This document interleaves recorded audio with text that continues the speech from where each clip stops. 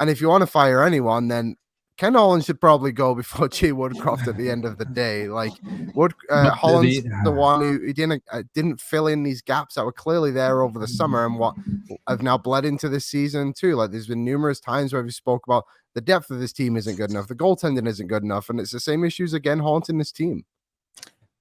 Firing Ken Holland, I mean, it's the middle of the season. What's that going to do, though? And I've seen a ton of that online. I've seen so much Ken Holland's got to go.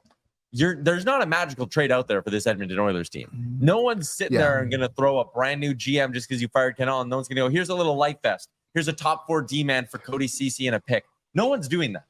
So they're stuck. This is Ken Holland's last year's GM of the team. Without a doubt, he's retiring at the end of the season. I do not see a chance that he comes back next year, even maybe at this point, even if he wanted to. Firing him right now does nothing. No, he made a good in-season trade last year for Ekholm. I think you can probably trust him to do something similar this year, but you're not firing Ken Holland, and I think it's dumb to fire Jay Woodcroft. I think that's letting the players off the hook.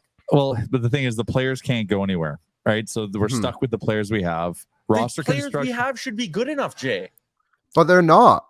But they're not. There's like we're finding out right now that if 97 and 29 aren't buzzing every game, that we're actually not that good a hockey team. Like the book's out. Like they're 97 and 29 aren't playing their best right now, and the other teams are doing a good job now, are having an easier time trying to shut them down.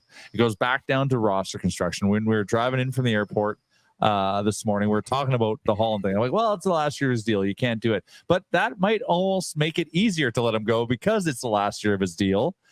Just and because what we need some kind of catalyst. Right, like we need some kind of catalyst event. Like just sitting here and saying we need the players to play better, even though the coach is delivering the same message every day. Clearly, that's not having an impact.